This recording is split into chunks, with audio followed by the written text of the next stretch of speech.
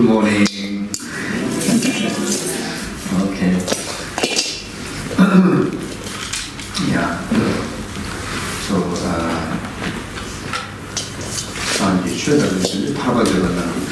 so it says, the Buddha, Dharma, Sangha is the object of refuge, those who strive for liberation or those who aspire for liberation. Buddha, Dharma, Sangha, Sangye Chöda means the Tarvateva Namikya. Sangye, Buddha, Chö, Dharma, Ginjun, Sangha, Tarva, liberation. Durva, who aspire, is object of refuge. Yeah. So today we're going to talk about refuge and bodhicitta.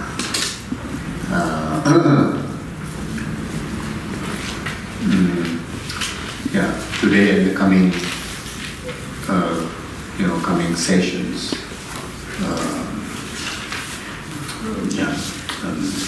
Basically, to cover the wide range of very important topics,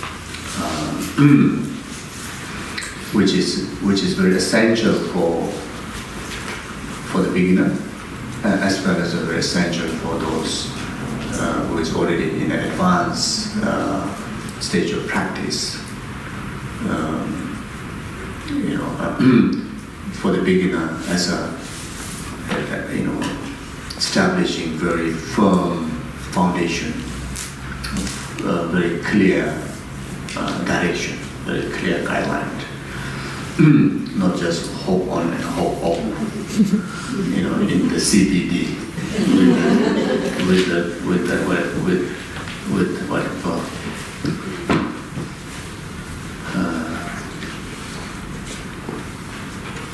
With the bus, yeah.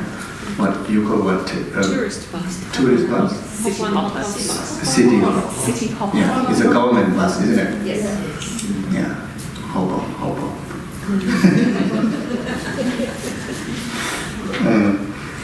Then, for those advanced practitioners, and sometimes we come to a stage that it become what you call pampered by too much dharma. Pampered by too much dharma. Pampered. Pampered and or because of too much dharma become numb.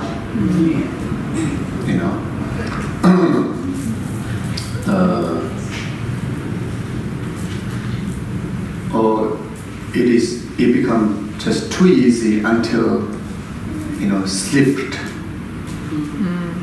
Slip, yes, slip from the point of practicing dharma. Like refuge and bodhicitta, the moment you do chant, everybody comes in the heart, Sangye, Chödam, Sojin, Sonam, Ma, Chantu, Bado, Dane, very familiar with the words, very familiar with the sound, the rhythm, and it's very short, it's just 4-line prayers. But then the actual meditation, the actual, the cultivation of the purpose of the prayers are, conducted is not really, happening deep in our heart. And like that, the time passes, looks like very engaging in intense practice, but then it never really become intense meditation, never really become a genuine meditation. It become more like a routine that, I have to do it, and I did it, I'm done. That's it.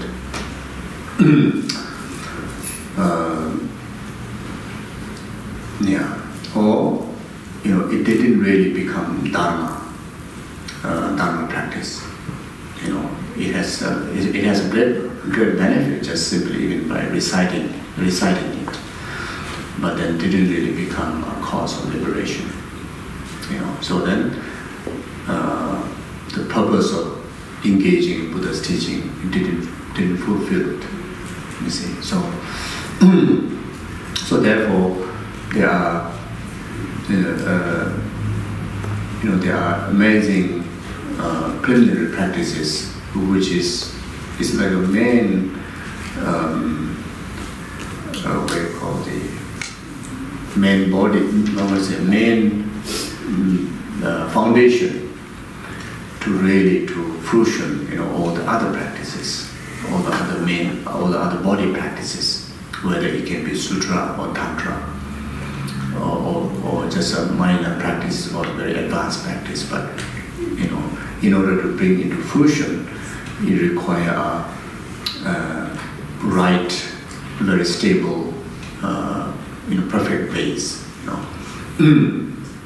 So practice starting from refuge, and all the rest of the preliminary practices is like those base, those conducive base where you can nurture your spiritual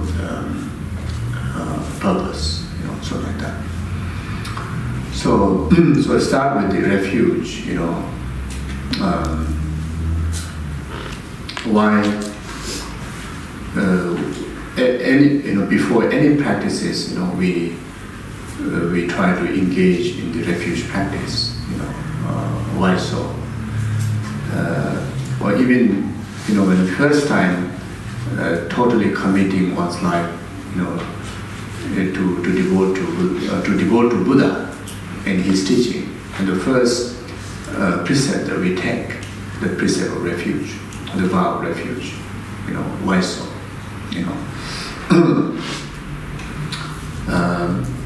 Whether it's sutra or whether it's tantra, whether it's Hinayanic practice or Mahayanic practice, every single practice from every tradition or in Buddhism, from all the different societies, from all the different the traditional backgrounds in Buddhist practitioner, monastic traditional backgrounds, the philosophical, the different tradition backgrounds. Every differences within the Buddhist tradition. One thing is common, is every practice starts with refuge. Why so? Because the whole purpose of practicing Buddhism, from whatever tradition that you follow, from whichever tradition that you choose, whichever philosophical view that you choose, whichever cultural background that you choose, whichever culture that you choose. But the purpose of practicing Buddha Dharma is to actualize liberation. To actualize liberation. The purpose of practicing Buddha Dharma is not to strive samsaric benefits. It's not practicing Buddha Dharma. The ultimate purpose of practicing Buddha Dharma is not for to have a longer life, to have a more prosperous life, to be successful in business, to be in better health, So it's not for that. That benefit is come by the way when we engage in Dharma practice, but that is not our purpose. Our ultimate purpose of practicing Buddha Dharma is not for that. So if we practice Buddha Dharma for this very lifetime's long life, then that's not Dharma. That is very much worldly dharma, which is non-dharma. It's a great virtues, but non-dharma. If you practice Buddha Dharma, if you dedicate a recitation of a Shakyamuni Buddha's mantra, or Zambala's mantra, or Madhatara's mantra, Madhatara's mantra, Zambala's mantra, Shakyamuni Buddha's mantra is a great dharma. It's a great, profound dharma. And use that dharma, through your motivation is to use this dharma, is to get success in your work, in this very lifetime's work, then that dharma didn't become dharma. Because even though the object that you utilize, the technique that you utilize is the substance that you utilize is a dharma, but your heart didn't become dharma. Why your heart didn't become dharma? Because your heart don't have the motivation to engage in that dharma method for the purpose of liberation. So that's why it didn't become dharma. So in order for us to make dharma practices, dharma materials to become a genuine dharma, our heart, our motivational attitude has to be dharma. So our motivation has to be focused on liberation. So that's why I say Tarva Deva Nam Yijab. Sangye Chue Nam Gindu, Tarva Deva Nam Yijab. So Buddha Dharma Sangha is the refuge of those who strive for liberation.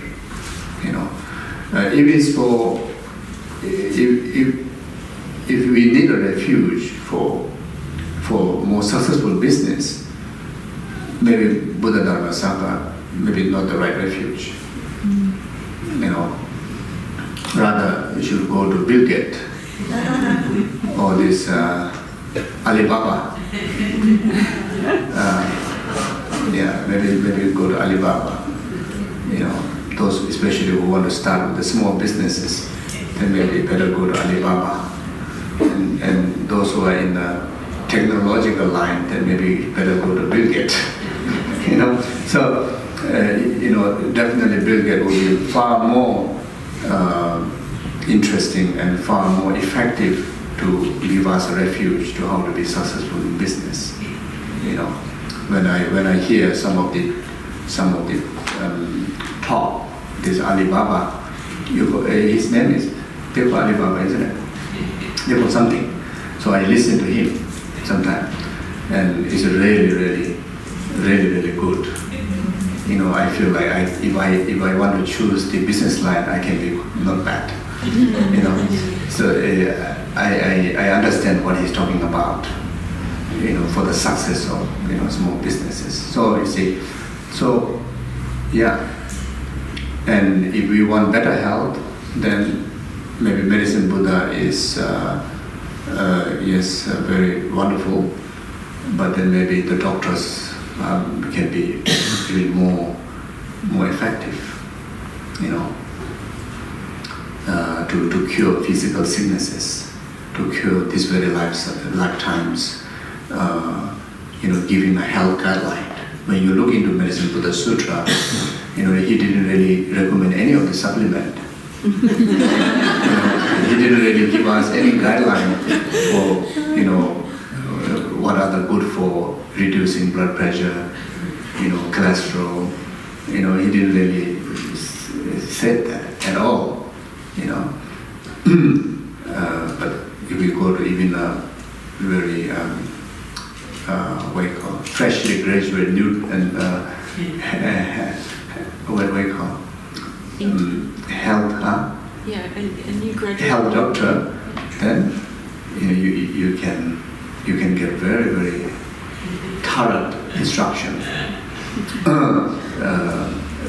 proper guidance with the reasoning, reasoning and even an example, those who have cured and benefited like that. So, but then if we are not aware of this, then many of us do, what you call, do miss the point. When we want better health, then we pray to medicine Buddha. When we want longer life, we pray to 3 long life deities. We want more wealth, we pray to Zambala. We want soup to get it faster to actualize your projects, then pray to Mother Tara, because Tara is saying that she is the embodiment of Tenzin Buddha's activities. So very effective to actualize activities, projects like that. And the Tenzin Buddhist helpers, the embodiment of abundance like Zambala, so like that.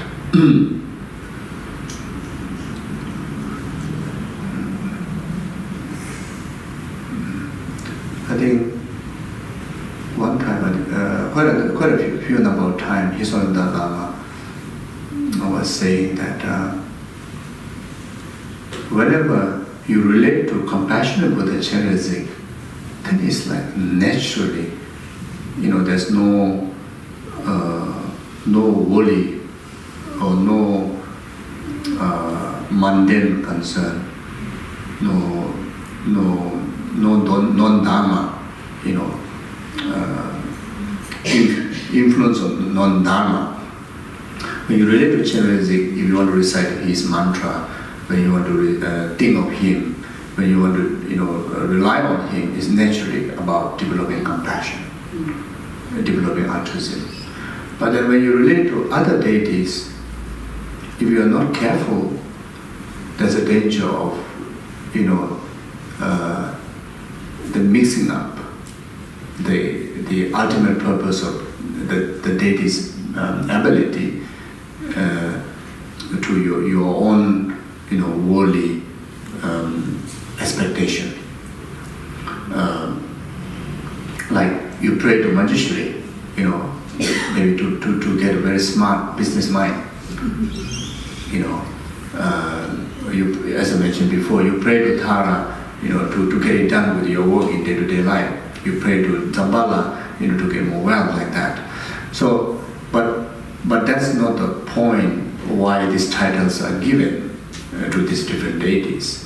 The wealth is not talking about the mundane wealth. The activity is not talking about the mundane activities.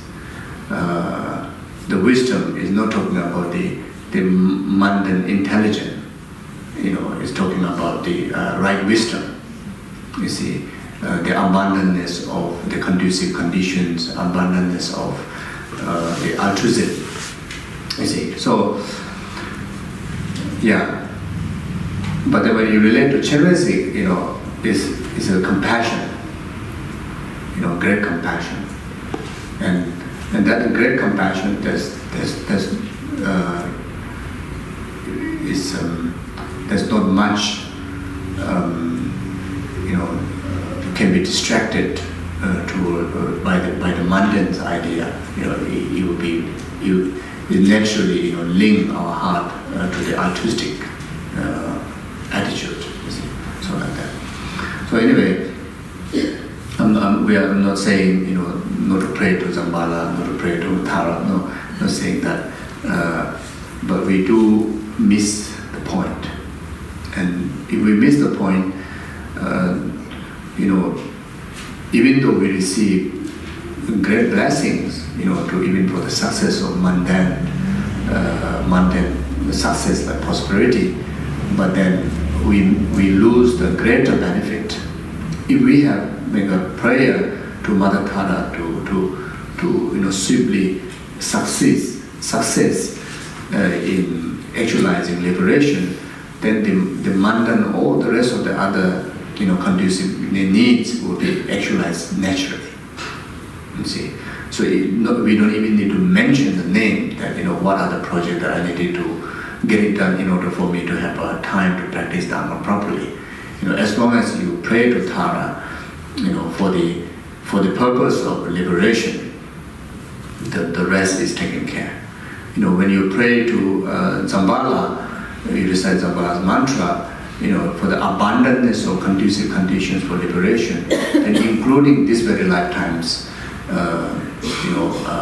perfect shelter, perfect foods, perfect, enough foods, perfect, comfortable shelter,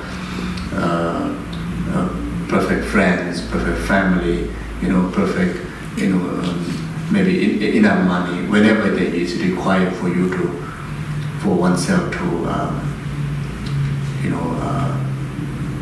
oneself to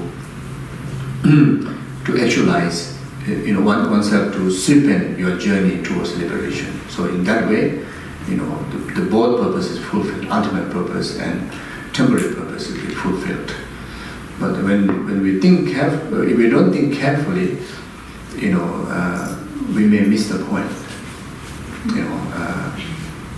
Then if we miss the point, even for a moment, actually we miss a huge point. We miss huge opportunity, especially by thinking of the impermanent nature of this precious human rebirth, who has such a great karma to meet varieties of deities and varieties of dharma environment.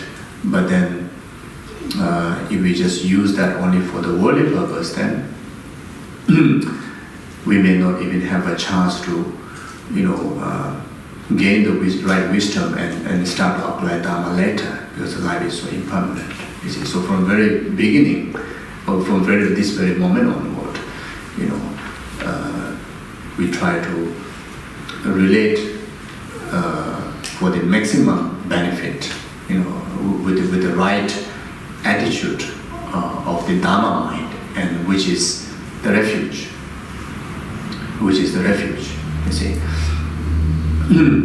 Why we go for refuge under Buddha Dhamma Sangha? Because we,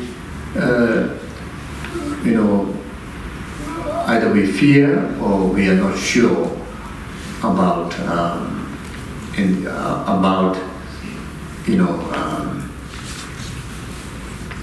about our rebirths, you see. So the taking refuge in Buddha Dhamma Sangha, we take refuge under Buddha Dhamma Sangha is for the concern of,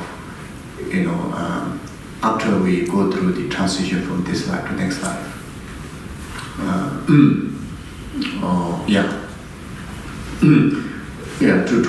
To get a perfect transition, to secure next rebirth. That's why we go refuge under Buddha Dhamma Sangha. You see. So in order for us to have a strong refuge, then we need to have the understanding of the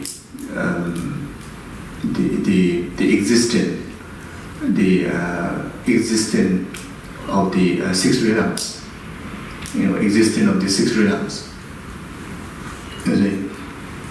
So we need to have the wisdom to have a conviction and to have understanding that the existence of three lower realms, such as hell realm, Holy Ghost realm, animal realm, then of course even the higher three realms of samsara, God, demigod, and human realms.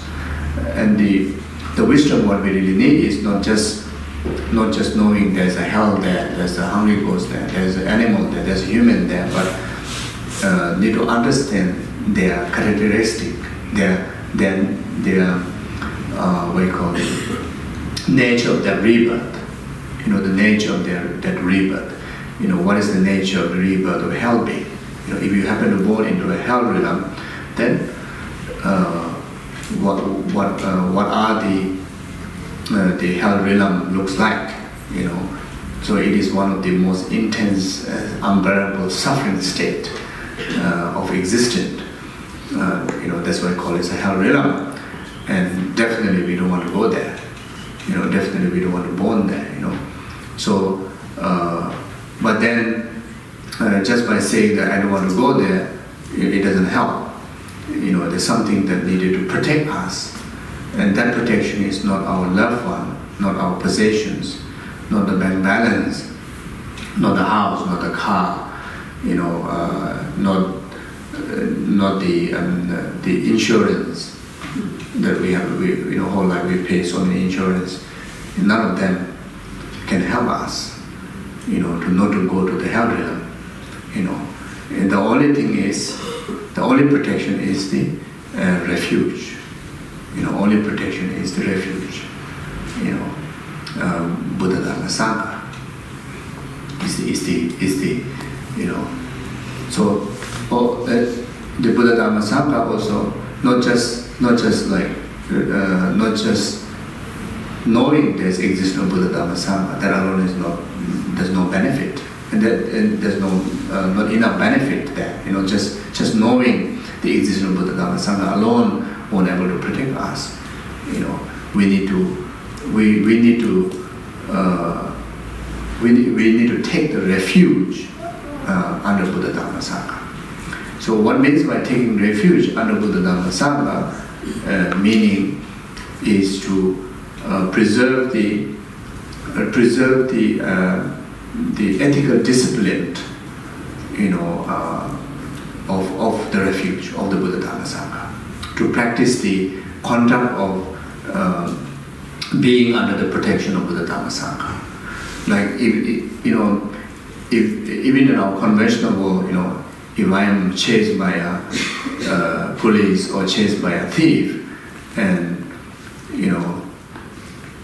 and suddenly one of you, open your door and say, "You come into my room. Here is protected." But then I have to remain within that parameter, that guidance. So if you really want to be protected, then you make sure you never get out from this door. You don't even open the door curtain. You should remain just totally silent, quiet right there. So that this is the criteria in order for me to, this is the right, this is the guarantee. If you practice this guidance, there's no way the police will come in this house, or no way the robbery or thieves will come into the house and take you away, whatever. So similar way, taking refuge, so there's a guideline, there's boundaries, to receive the maximum benefit of protection, by relying on Buddha Dhamma Sangha. See, so so because of those boundaries, because of those boundaries, then no doubt that we are protected falling into three lower realms. Minimum, we will be protected falling into three lower realms. So that's why refuge is the protection to falling into lower realms. Or refuge is the protection that which makes sure that you are safe. Your continuation of our consciousness will be safe in the state of liberation. In the state of liberation, something like that. So, you see, so therefore, in order for us to have a genuine refuge, then we need to have a clear understanding of the characteristic of the six realms. First, have the clear understanding of the suffering nature of the three lower realms. By having the clear, the common suffering of samsara of three lower realms, and individual suffering of the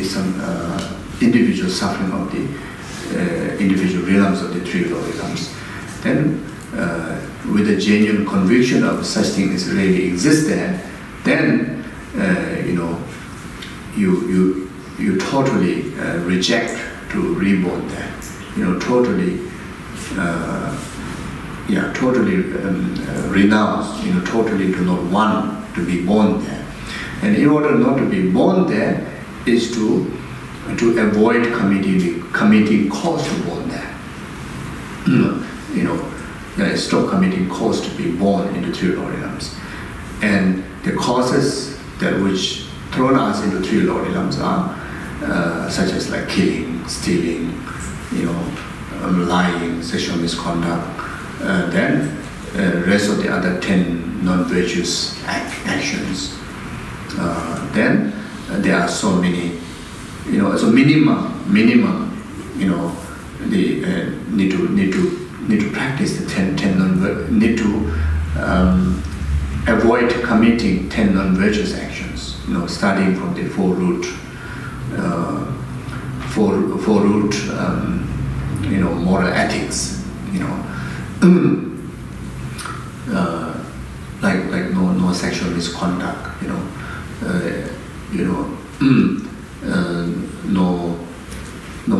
No lying. The lying, no sexual misconduct is, not indulging in sexual activities other than your partner, other than your conventionally designated partner. Then, if you engage these sexual activities of body, speech, and mind with others partner or other male or females or whatever, then it come a huge karma. It come a huge karma, and those karmas are the causes to fall into three Lordly realms. Is it? So then the sexual activities is not just physical, sexual relationship with others partner or with other partner, not just others partner, but other partner. Then you are conventional designated partner. Not just physically, but even verbally through speech or mentally. Verbally, like not expressing, the desirous speech, or either hindering someone, to arise, sexual desire to yourself or yourself expressing, the sexual desire to someone else, and using the word, throwing out from the word, expressing the word. So it's a very heavy karma.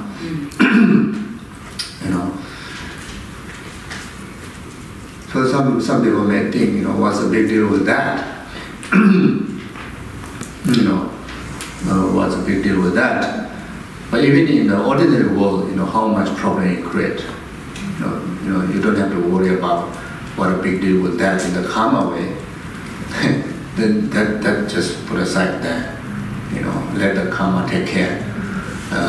But even in our ordinary world, ordinary day-to-day life, your own designated partner start to express, sexual desirous speech to some other partner, other's partner, or some other woman or man. How would the partner, the other partner, how would your partner will feel? It's extremely hurtful.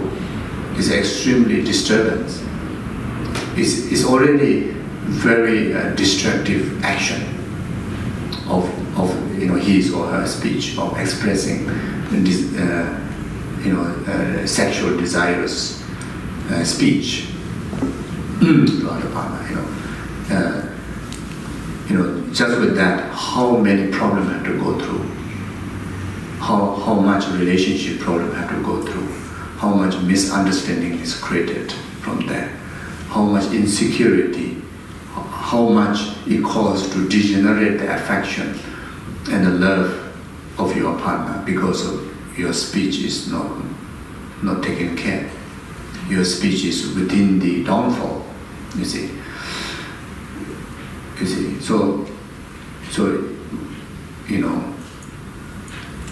so we cannot deny that. That's a very simple thing. And rather go and debate with the spiritual master, why you're talking about such a big negative karma of going into 3 glory lumps and this and that, that don't worry, it will come. First, can you even handle in our ordinary day-to-day lifetime if someone, if your partner's speech is not taken care, not within the paramita, not within the ethical speech. If you go beyond this ethical relationship and be unethical in your speech, you see. So it's a huge problem. It's happening, and it has been happening since beginningless lifetimes. As long as there's a samsara there, as long as there's a samsaric human being existent, this problem has been from a long time. Not just 21st century's problem, and it's not just it is not something will end by end of 21st century. As long as samsaric human exists, it will continue. Even how many millions eons later or whatever, you see. So it is not something someone's responsibility to prevent lower love. It is individuals' responsibility to prevent individuals' lower love. It is individuals. So it is individuals' refuge. It is individuals' practice of refuge to guard our body, speech, and mind, falling into these downfalls, or falling into at least, this worldly problem of relationship. How wonderful both partner practice this. Both partner practice the genuine refuge. Genuine refuge. Which is the practice of 10 virtuous act. Minimum genuine practice of refuge is minimum practicing 10 virtuous act. And one of them is no sexual misconduct. You see, and also, if we don't discuss, more detailed, more relaxed, and just say no sexual misconduct, and the students and practitioners sum up, conclude no sexual misconduct means just a physical sexual relationship. No need to worry about speech. No need to worry about your heart thinking.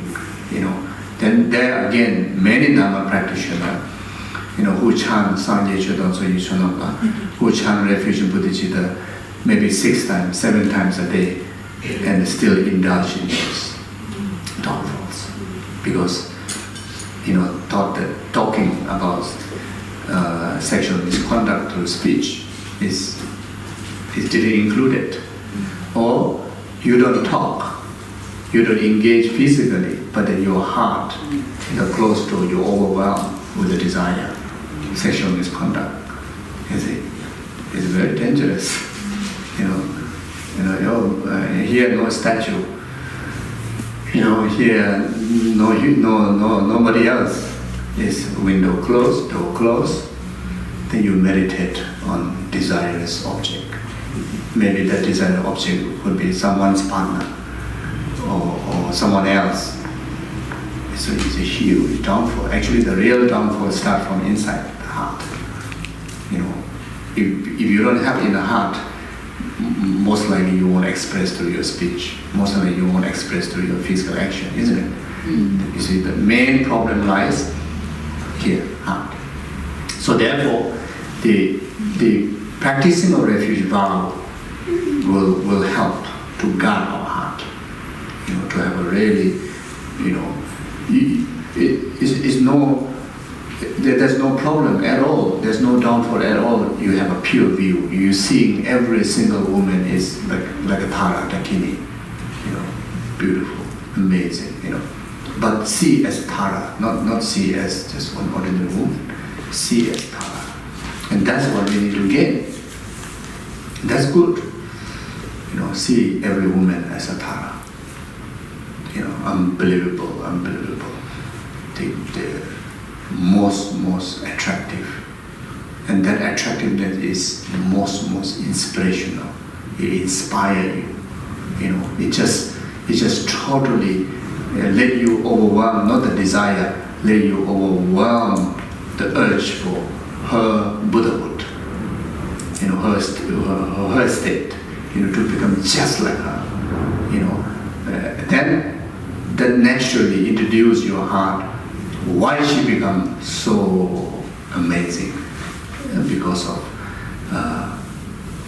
the development of altruism, practicing morality, concentration, wisdom, practice of the 10 virtues, and all the altruistic wisdom, altruistic methods.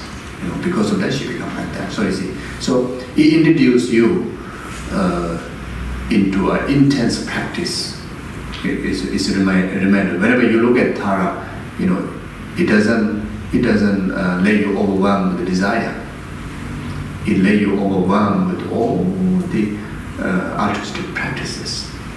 You see, so you can view all the men as like absolutely handsome, like Manjushri. Every man you see is wow. You see Manjushri, like exactly like Manjushri. There's no ordinary man who is as perfected in the conventional way, who is as perfected like Manjushri. So if you can view every man as a Manjushri, then get attracted to Manjushri. You can get attracted to all the men for inspiration, not the desires. You see, something like that. So our mind is, it's not asking for your mind not to see the beauty of others.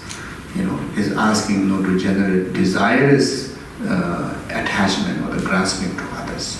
You see, so it's a very it requires a lot of mindfulness, to make sure that don't commit the sexual misconduct, through body, speech, and mind, not just the physical body, but even with the mind, and especially the mind. You see, so it's extremely powerful practice.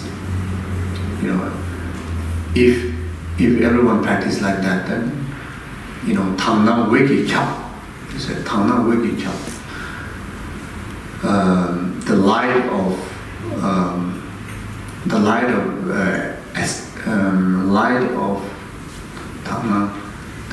of pure view, or light of aspiration, light of pure view will be pervades, in entire existence. Tangna Weki Chap. You see. So otherwise, there's not Tana Wegi, problem Wegi. The light of problem will pervade everywhere. Starting from home. Starting from home. Then everywhere you go, it's so unethical. So disturbing. You see. And especially it becomes the most destructive and disturbing to someone whom you regarded your loved one, someone whom you regarded, the most cherished person in your life could be your partner. You see, so and this practice is start, from is a very, very, very, very beginning. You start. And after practicing Dhamma for some long time, and is to indulge in that, we really have to say a great failure. you really have to tell ourselves, you pinch if you don't, you're a great failure. You see? So, yeah. So you see that? And also, yeah. So, then the lying here is referring to Michur Lamen Zun. The lying here is what you call Michur Lamen Zun. Not just normal lying. Normal. Like if someone say, "Have you had burger today?" You say, "Yeah." No, I didn't. Because you don't want him to know that you had burger. You say, no. So that doesn't consider. I mean, that has its own negative impact. It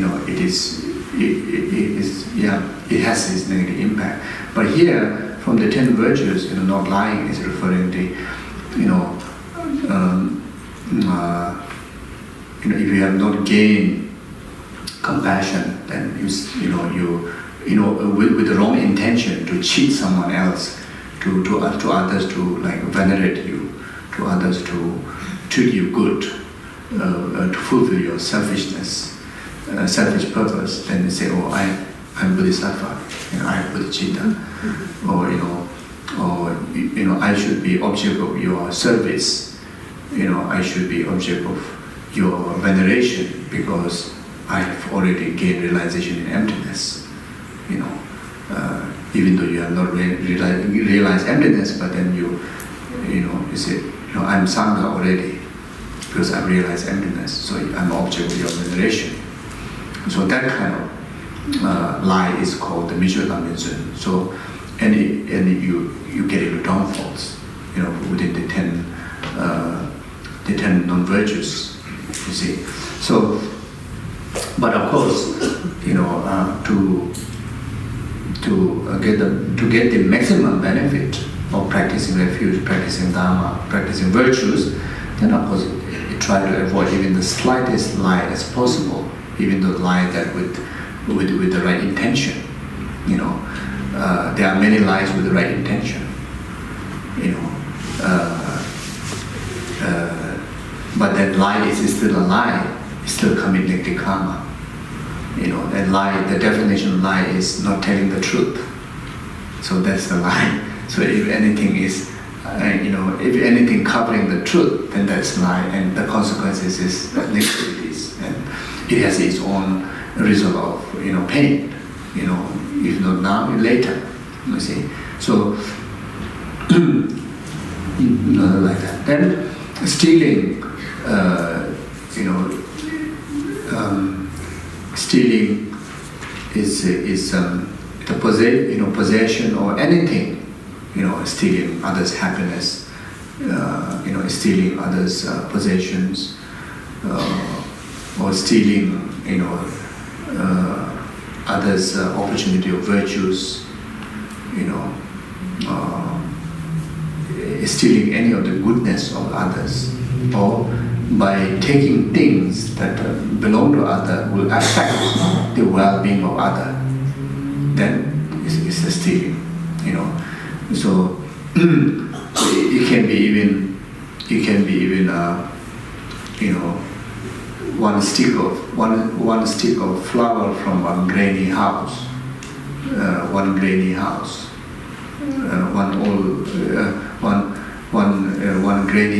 plant a nice flower in the garden, and she has so much, treasure it, to grow and treasure it.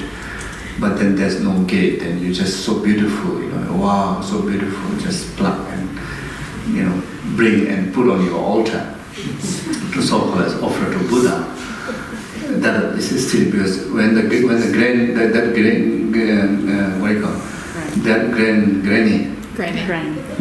granny, after her nice coffee, she come out, she saw her flower is gone. It's heartbreaking. It will ruin entire her day, or maybe weeks and months, who knows? You see, so it hurt the well-being of someone. So that's a stealing. But then if you go into the wild, then there's beautiful flowers, abundance, and you pluck. Still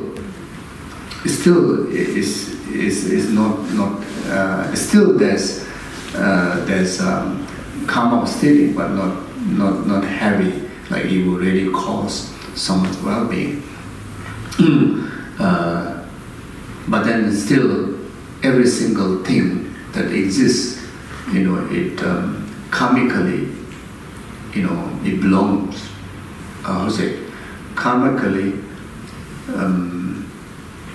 Karmically attached to it with many other beings. It could be spirit, it can be landlord, or it can be that bush, flower in that bush, maybe the collective flower, the result of collective karma of that village or that state, and you are coming from a different state, and you take the share, even though it's not your share.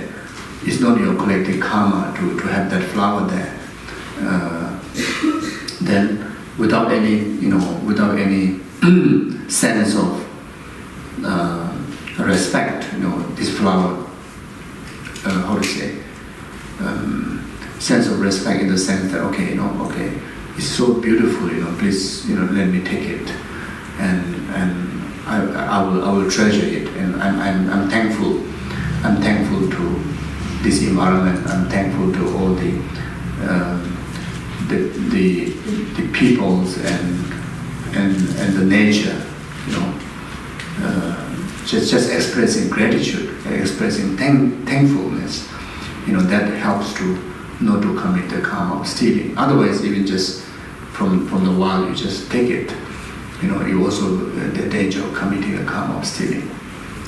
So like that. But then, from the 10 non-virtues, the stealing here is something that directly causing the harm to the well-being of someone or some well-being of any sentient being. Then it becomes stealing like that. Yeah. So then killing,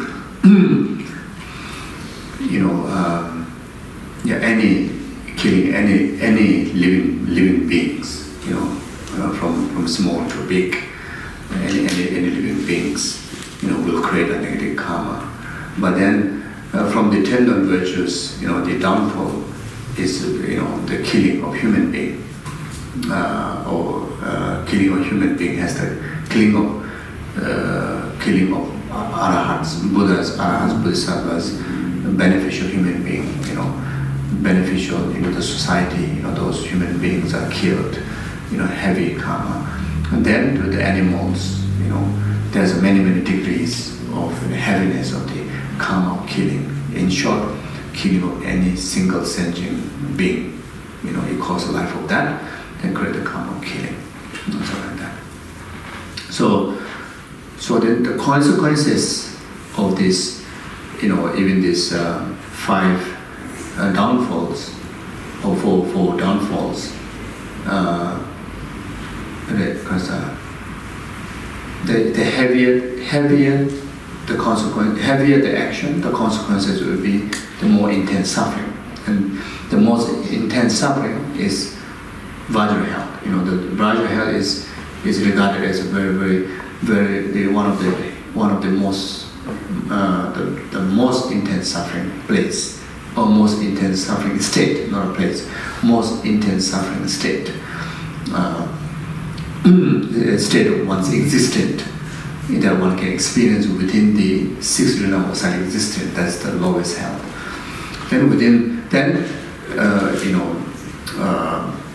so then the lighter one in the hell, hungry ghost. Then the animal realm. Then to human and demigods and God. Demigod and God, like that. So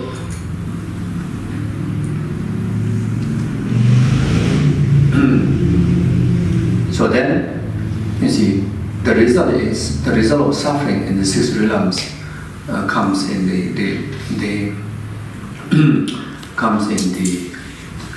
the general suffering of samsara, which is called the pervasive suffering.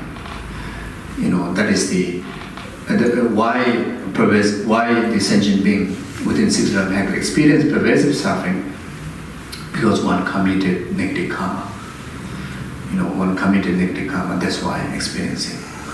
And that negative karma, become so-called as a negative karma.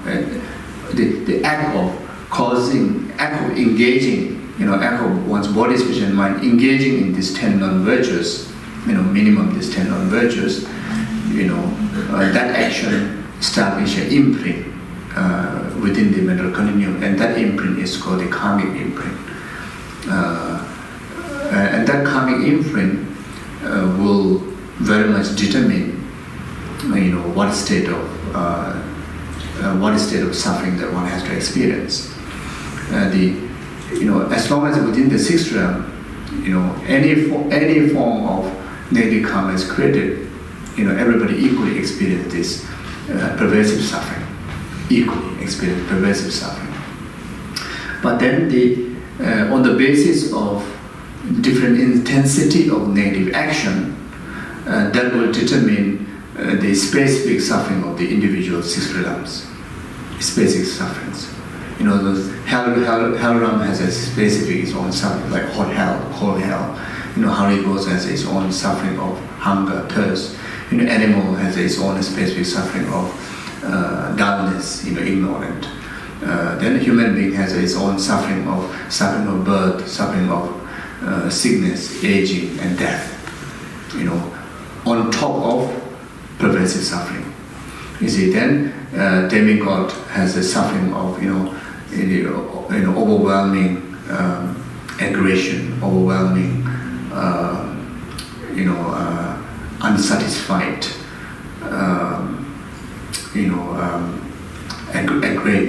unsatisfied what you call always lead into arguments, always lead into the suffering of not being contented in their own realms. So they always get into like kind of fighting, like war, even though they have everything, but then they never get contented. So and then the God realm, then the specific suffering is the suffering of facing the death.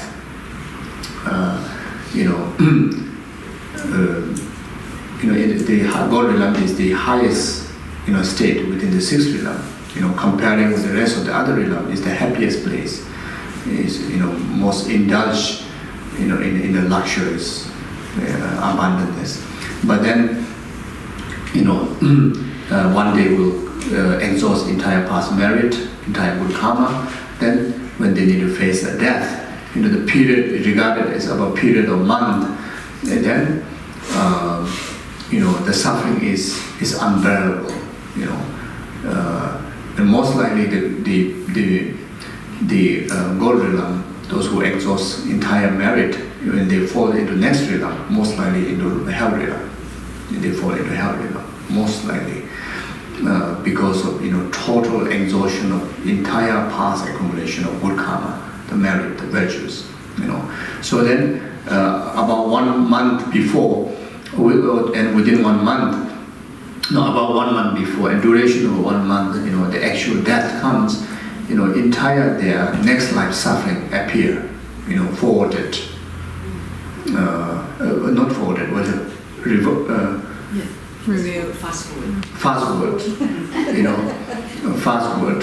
So and during that period, the suffering is, as if you have suffered for like eons in that realm, and some of the God realm beings, remain huge number of years,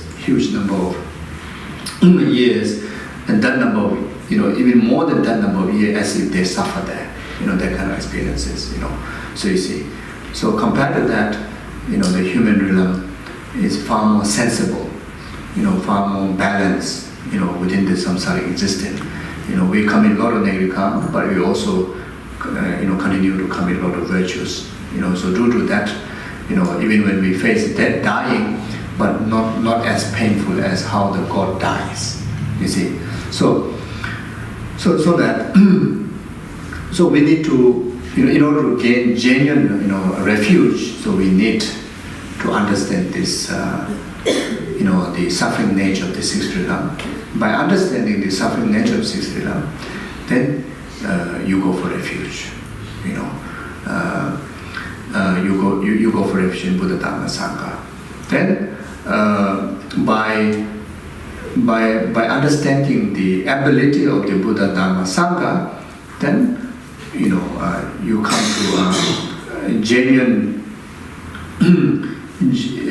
establishment of conviction in your heart that liberation is definitely possible, and the liberation is definitely possible by adopting the precept of Dhamma. By adopting the precept of Dhamma. You see, so the practice of refuge, recitation of refuge, it helps us to, even before engaging in any of other practices, it structure our motivation with a genuine focus. Purpose of your practice is for liberation.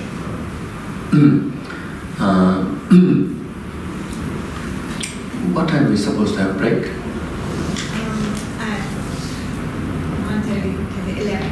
11, okay. So then,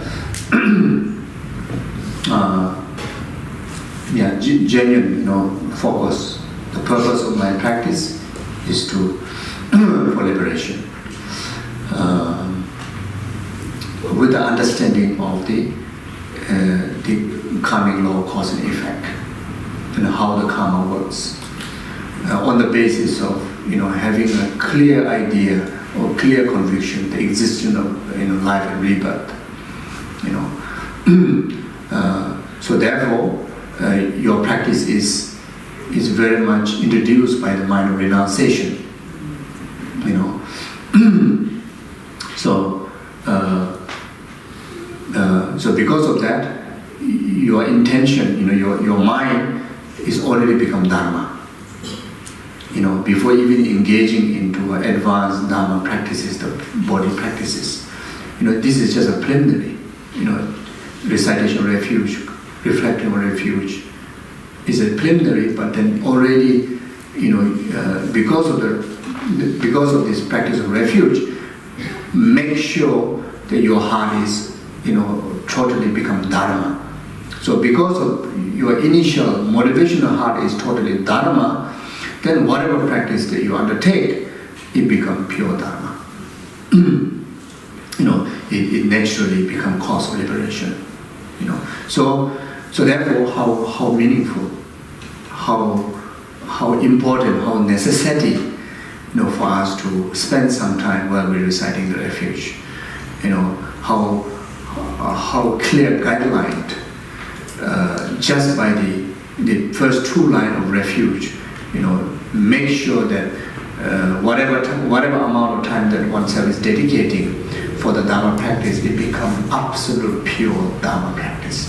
Not just look like Dharma, not just appear to be Dharma, but it genuinely becomes Dharma.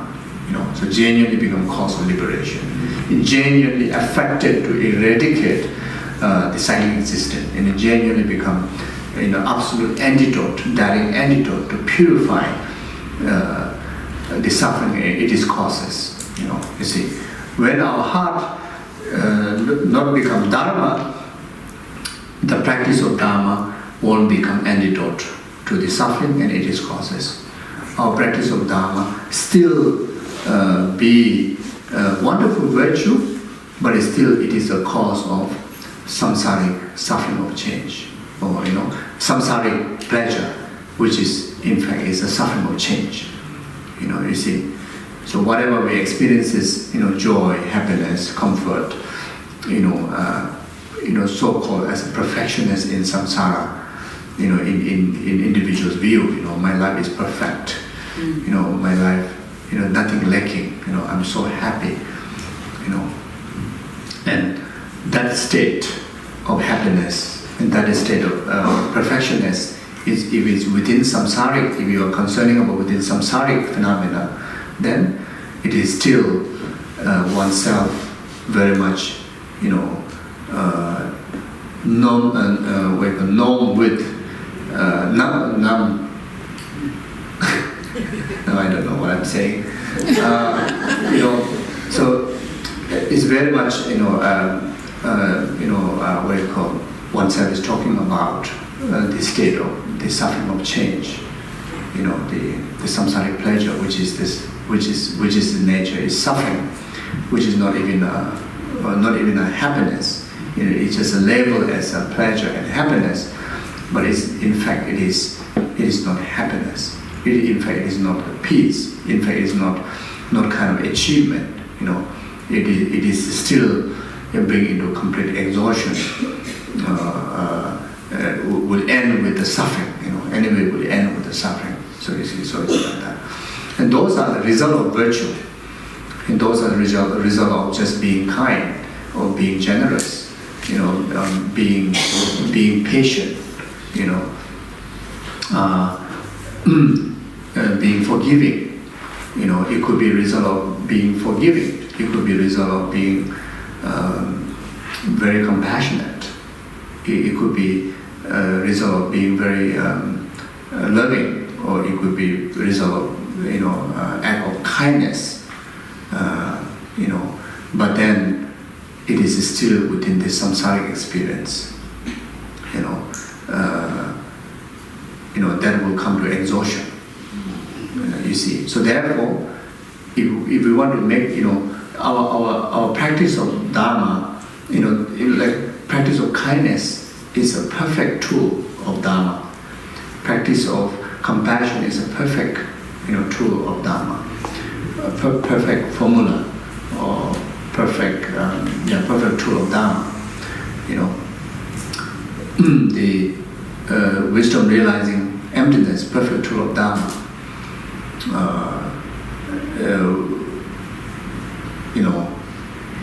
The practice of tolerance, practice of forgiveness, perfect tool of dharma. But that perfect tool of dharma really become an absolute cause of liberation, absolute antidote of eradication of samsara and its causes, and absolute dharma to your heart is when the motivational attitude engaging in this act has to be mind of renunciation. So without the mind of renunciation, as mentioned earlier, the tool is a dharma tool, but because of your mindset, it all turned to be just perfect virtue, but not dharma. And the perfect virtue still can bring greatness in samsaric existence, but it is still within the term is samsara. It's still a samsara. Samsara means suffering. You see. So that's why those who truly want to practice Buddha Dharma, those who truly want to fulfill the purpose of Guru Shakyamuni Buddha, fulfill the purpose of why Guru Shakyamuni Buddha revealed the three turning wheel of Dharma. Then the most crucial, the preliminary state of our mind has to be mind of renunciation. And the mind of renunciation will not generate, the genuine mind of renunciation will not generate in our heart if we don't have an idea about samsaric existence. If we still feel samsara is a very pleasant place to live, if we still think that there are a lot of good things in samsara, that why I need to strive for somewhere else, to go somewhere else, that means no renunciation. So when we have mind of renunciation, then we appreciate the precious human rebirth with a great inspirational mind, very kind of like a joyous, inspirational mind to strive this very life's purpose, which is the liberation.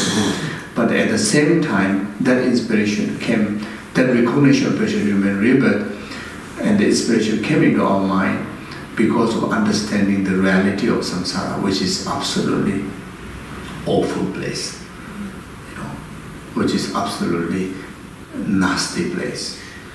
Even we think of our own self, if we are able to use this precious human rebirth to strive the ultimate benefit, the liberation, is so wonderful, so beautiful. That's why in Langri, the teachings on precious human rebirth, describe how precious it is. It is really like that. But then, if you are using this precious human rebirth in a negative way, or if you are not or even just not using it, not even using it in a negative way, but not even utilizing to fulfill the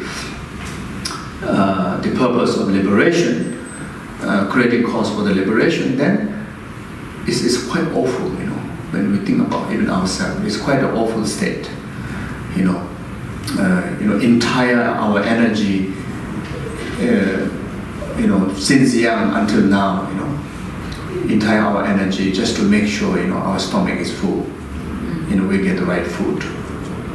In fact, what's the big deal with that? And we put how many dollars, put just to have a moisturizer on your body and face, and you need to earn that money, and not easy to earn that money, and it costs a lot. It costs a lot, Even those the beauty product company, they know exactly your samsaric mind.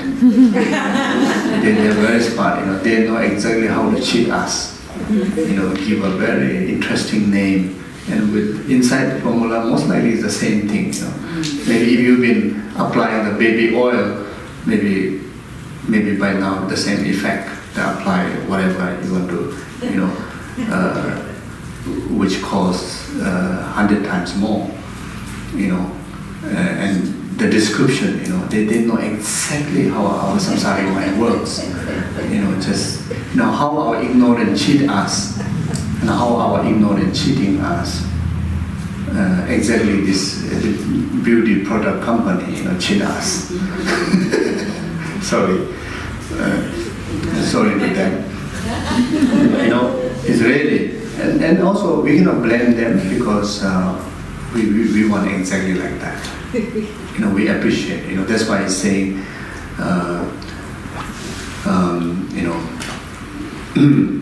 you see, even wish happiness, but then always engage accumulating causes of suffering. Even do not want suffering, but then always engage in committing the causes of suffering. You see, so like that. So we ourselves, didn't gain the right wisdom. We think that we are very smart. We think we are very good. But then, how much we nurture our worldly intelligence, and how much we cherish this body, it will never remain the way you want. It will always get worse and worse every day. How much money you spend. If you get like 90 years old, then even you pay entire your earning to do plastic surgery, it will look awful. It doesn't look good because it's already the aggregate is already exhausted. It's coming to the end. Rather just remain natural process of very shiny and grainy. It looks very wonderful with the complete white hair, with abundance of wrinkle. But a very peaceful heart. And when you look at her, you say, wow, actually it's so shining, so amazing. And some people who went through a lot of cutting here and there, it's quite dangerous, look quite quite not so nice, isn't it? Even the conventional way, it go wrong. Many times go wrong. Maybe their heart think they get it right, but then people are not so really comfortable. That kind of never comfortable with something is not natural. You see. So anyway, so it's basically just take off the skin. You don't even to take off the skin. Every day to day. Maybe each month at least you take opportunity to look at your face in the mirror from spiritual eye. From your Dharma eye, look into. Mind Dharma eye means mind of renunciation. Then you put your face into the mirror at least once a month and look at it. Then it's really decaying. It really impermanent. Really approaching nearer and nearer to the death, or nearer and nearer to the exhaustion. So therefore, if you don't nurture the inner heart with the mind of Dharma, outer, if you continue to nurture outside, that naturally will come to the exhaustion. But the inner mental quality, is ever developed. There's no limit. There's a limitless potential. So the greatest potential of our human intelligence or human capability, or even we call as a precious human rebirth, is to actualize liberation. See, if we are unable to do that, then we are still fool. we are still in the category of fool, because we will come back, within the same circle, and we have to go through another round of suffering of birth, suffering of aging, suffering of sickness, suffering of death. Particularly suffering of death is really, really painful. And suffering of birth is far more painful than some chronic sicknesses within your lifetime. When you are aware, the suffering of birth is regarded very, very painful. Because we are too distracted, we don't remember it. In fact, was very, very painful, experience for the new being coming to this world. And suffering of death is even more painful, even more scary. You see. So therefore, even for the concern of this very lifetime's happiness, genuine peace, even the concern of the last moment of this life, when we die from this life, we for the purpose of to able to die happily, to able to die with so much joy, then able to go through the transition from intermediate state with no fear, no hallucinations. It's really clear. Then we are able to take rebirth, whatever rebirth that we take, the rebirth that has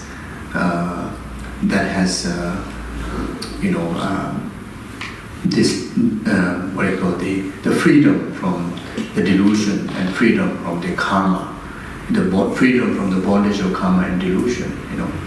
To take rebirth. If not to take rebirth in the state of liberation. If not Buddha, at least self-liberation. If not, at least free from the bondage of karma.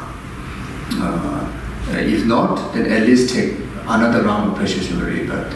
All this possibility will be possible by integrating our heart into Dharma, integrating our heart into Dharma practice. Meaning integrating our life into a practice of refuge. In short, integrating our heart into refuge, integrating our actions of speech and body, according with that refuge heart. That principle of the practice of refuge in your heart. So in that way, then our life is going to be very meaningful, like that. Okay, so now we go for tea. Thank you.